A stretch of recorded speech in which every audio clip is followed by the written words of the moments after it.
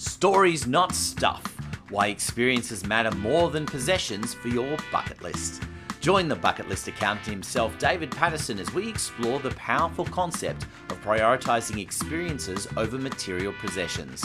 Through personal stories, including a memorable pizza experience in Pompeii from 30 years ago, David shares insights on how to focus your bucket list on creating lasting memories instead of just collecting things.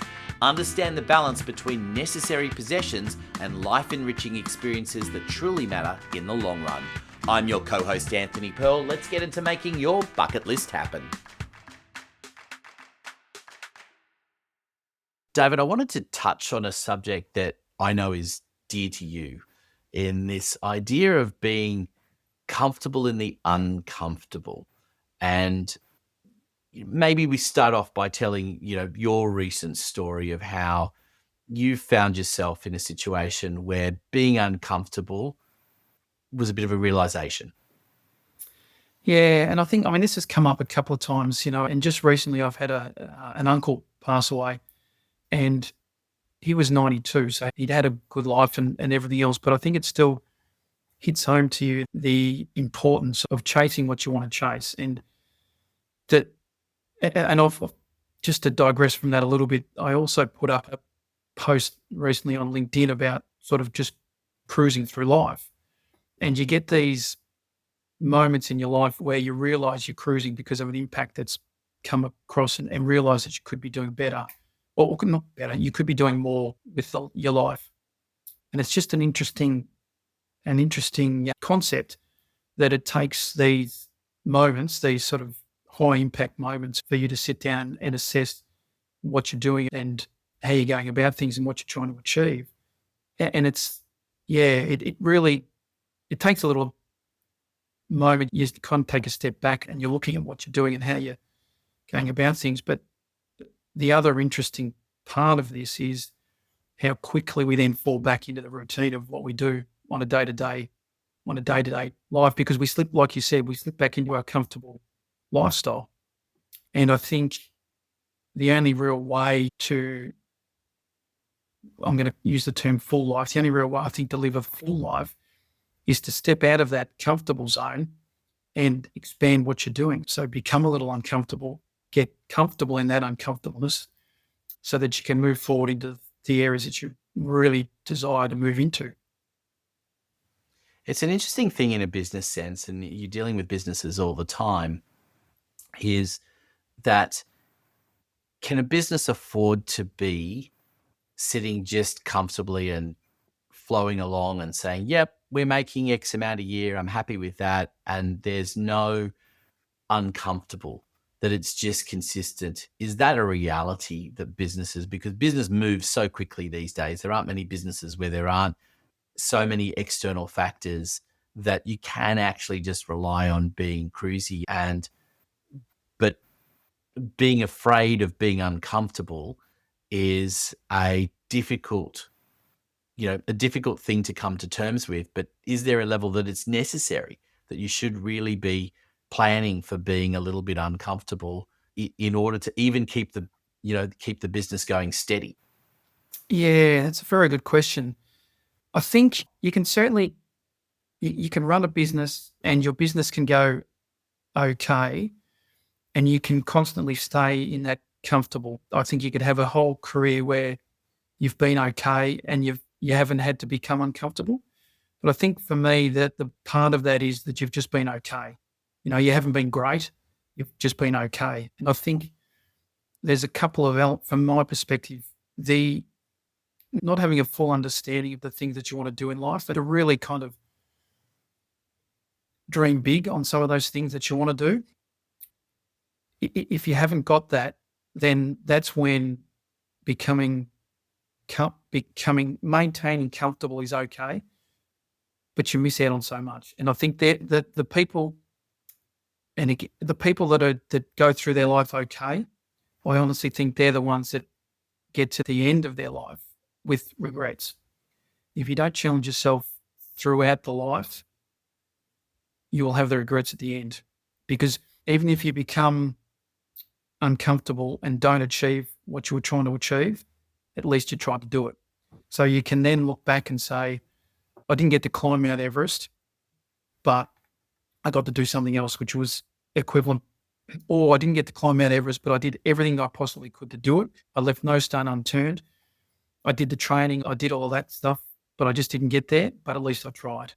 And I think that to me is the important part of this, is that you've tried to do the things that you want to do. And in doing that, I think that's what takes you out of the comfortable and into uncomfortable, and being prepared to be uncomfortable to achieve those greater goals that you've got.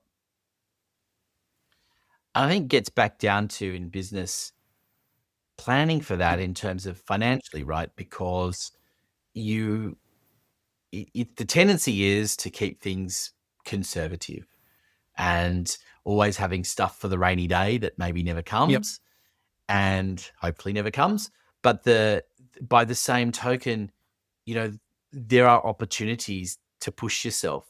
It's easy to just stay comfortable, but inevitably, if you just stay completely comfortable like that, your business will struggle. So financially, you also have to be putting things into that is going to challenge you in some sort of uncomfortable way, because you believe that it's going to get you ahead. Absolutely. Any kind of growth is going to have that element of uncomfortableness at the start, because growth is taking you from where you are to somewhere else. So there's always going to be an uncomfortable element to that, and it doesn't matter what you're doing.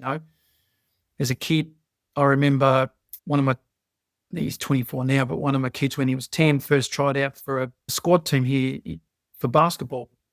And I hope he doesn't listen to this, but the very first time we did the squad training at 10 years old, he came off the court sort of in tears, because everyone else was running around. He didn't quite fully understand what he was doing at that point in time. And he just got overwhelmed and came off the court halfway through a drill and came across to me in tears.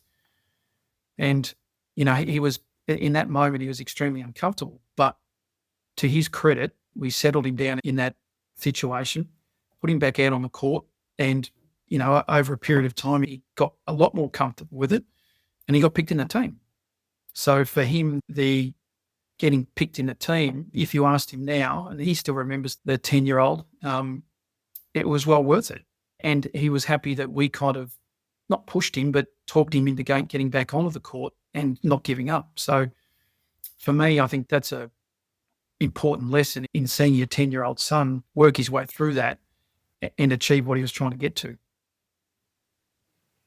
Yeah, you see it. Sport's a great analogy, right? That you see that, and I'm a Formula One fan, and saw Daniel Ricciardo lose his seat in the last few months, and I saw various interviews with him where he's said, "Look, I believe I had it in me to be a world champion, but I gave it everything I could, and circumstances prevented me from getting there."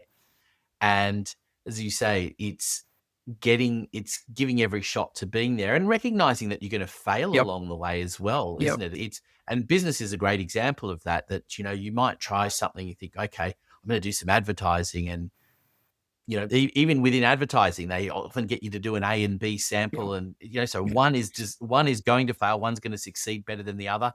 Neither may work.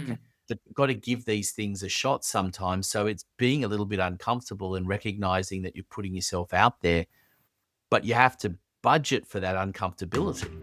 This podcast is brought to you by Bucketlistaccounting.com.au. Speak to David Patterson and his team if you want to take better control of your life and business, helping small business owners like you be successful designing the life of your dreams. Go to bucketlistaccounting.com.au or check out the show notes for more information. Now back to the program. Oh, absolutely you do. And I think there's budgeting for it, and there's also an element of accepting that you are going to fail. And I think, and being prepared for that, and being willing to do it, and being willing to do the testing. And as you say, put that money aside and give it a good go, and say, okay, to test A and B in your advertising example, it's going to cost us 10 grand. We need to factor that in, because to give it the best shot of working, this is what we need to be doing. We need to do these two things. It's going to cost us X amount. Okay, so we build that into the budget. And you can then look back and go, okay, it didn't work, but we gave it the best shot. it was money well spent, and we now know the areas that don't work. So we move on to the next part and we keep working towards what we're trying to get to. And in trying to create that, I guess, communication between business and family life, how important is it in what you've seen with people in business? And sometimes the couples are both involved in the business, and other times it's just one versus the other, Yep. in communicating that risk that's going to be taken in that uncomfortable territory, and that helping them understand it, because often the partner may not understand the business at Mhm. all. So it's trying to explain, that idea of being in uncomfortable territory and what the possibilities are that come out of it. That's an important part of this whole process of, the bucket list for the business versus achieving the bucket list for the family, because one relies on the other. 100%. And like you said, it's where the communication becomes really important, because if you just talk to your partner and say, I want to spend 10, 15, $20,000 on advertising, full stop, then it's kind of like, why would you want to do that? That means we don't have 20,000 at home. But if you extend the conversation and say, I want to spend $20,000 on advertising because I believe that will help me achieve this goal of whatever it might be in your business. And the outcome of achieving that goal is that we become more profitable, and we've got more money, and we've got a business that is more enjoyable to work in and may free up time, or whatever the case may be. If everyone knows what the outcome is, and as long as you've got a solid sort of structure and plan on how that's going to achieve what you want it to do, or how you think it's going to achieve what you want it to do, if you've got that solid basis and everyone understands it and everyone accepts, okay, that's a risk well worth taking, it makes the process a lot easier. I think the key as well is how to judge what are the things you're going to do when you're in that uncomfortable territory, and when is it too uncomfortable? When is it, weighing up the risk of that? Because it's also, if you're going to be in uncomfortable territory, you don't want it to be done on a whim. No, no, and it's all getting back to the importance of understanding where it is you're trying to get to. I think the other thing too is having a reason as to why you want to get to where you want to get to. So it's not just a case of, I want to spend $20,000 so that I can earn an extra $100,000 in profit. It's about earning that $100,000 in profit so that you can then do a trip around the world, or take 6 months off with your family to travel around Australia. Or the emotional outcome of achieving that makes the spending of the 20,000 probably more comfortable than what it would be if you didn't have that. I think that's such an important point for people to consider, is that aligning the business, goals with personal Mm. bucket lists, something we've touched on before, but I think in the context of what we're talking about here in terms of uncomfortability, it is so important, because it makes riding that pain, so much more valuable. 100%. I think if you don't have those, if you don't have a good understanding of the outcomes, both from the bucket list goals of your business and from your personal goals, what happens once you start to get a little too uncomfortable is that you pull back. So you pull back from uncomfortable into okay, because you haven't got the purpose and you haven't got the understanding of what uncomfortable now means in the future. So without that purpose, you will too quickly pull back into the okay. It's not to say you're not going to pull back into the okay if you do have those goals, because you might just get too uncomfortable. But I think having the emotional attachment to the outcome allows you to push into uncomfortable for a longer period of time. I think also the challenge with uncomfortable is how you manage that. And also that some of those things that you go into uncomfortable space don't necessarily have a direct correlation to sales always. So there are things that you're doing that have a longer term implication in an investment. It could be, coaching's a good Mhm. example. It could be in equipment that maybe immediately don't have that return on investment, but longer term will. So there are lots of examples of things, and it's hard sometimes to actually see that and recognize that bit that's going to take you into uncomfortable territory is not necessarily going to go immediately. Well, like advertising is a great Mm, example of the other extreme where you go, okay, if we turn the ads on today, does that mean the phone rings 10 times mm. and we get at least one sale? So we've got our money back and made some. Yeah. That doesn't happen with everything in business. No, that's right. That's exactly right. You need to have that understanding of a time frame of a decision that's getting made, be it advertising, be it putting on a new team member who in the short term potentially makes you less profitable, or the advertising as well makes you less profitable because you've got to have the outlay up front. And then there's a period of time where the new employee or the advertising, it takes time for both of those things to take effect. You've got to give it the time, and you've got to have an understanding that any change that you make will have a short-term potentially a detrimental impact. But if you know the longer-term goal, if you know what the longer-term goal is, you're prepared to ride that wave for a little while and put in the effort to make sure that it gets to where you want it to go. Whereas if you haven't got that, and like you said, advertising is a perfect example. You chuck 20,000 into advertising, most people think that they're going to get an almost immediate response to that. My experience tells me any kind of advertising, marketing, call it what you like, there's a lead time, a reasonable lead time that you've got to be aware of and willing to work through.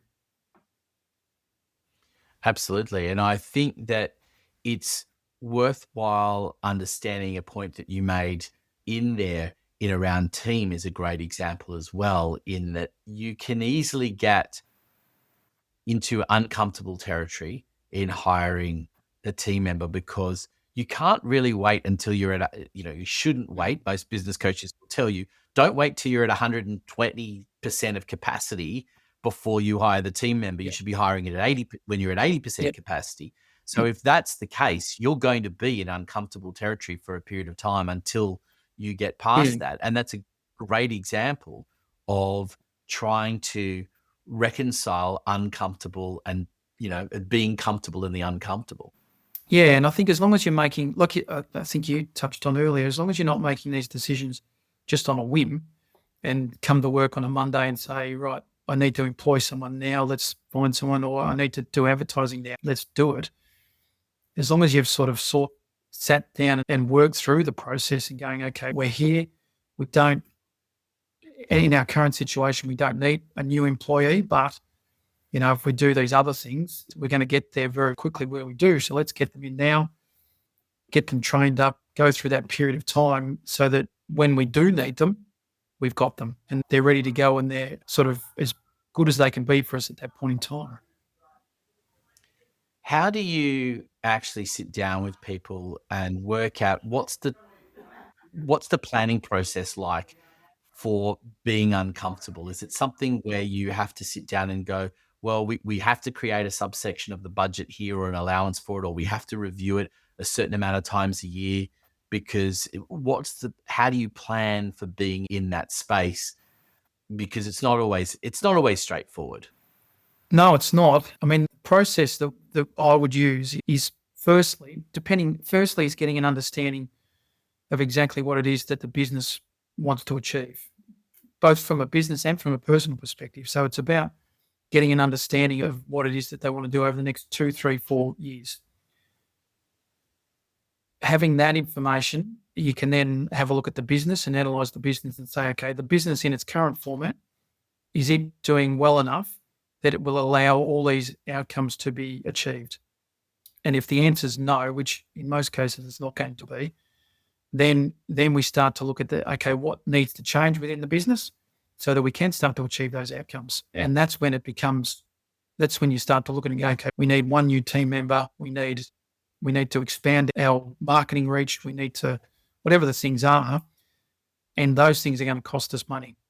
Once you know, and if the business owner then says, oh, that seems a lot, then you can then bring it back to what they're trying to achieve. Okay, well, if we don't do the advertising or if we don't employ the extra team member, the chances of us getting to those goals in the time frame that you want to get to them to probably isn't achievable. So then it takes away from the cost of today and puts it into the outcome of the future. And so as long as they can link those 2 things together, the risk and the uncomfortableness of putting on an extra team member and the risk associated with that becomes less. So whilst you're dipping into an uncomfortable zone, it's not as big a step as what it would be if you didn't know what the outcome that you wanted. The Bucketlist Accountant podcast is brought to you by David Patterson and his team at Bucketlist Accountant. Go and visit their website for more information, details of course in the show notes. I'm Anthony Pearl, your host from Podcasts Done For You. We look forward to having your company in the next episode.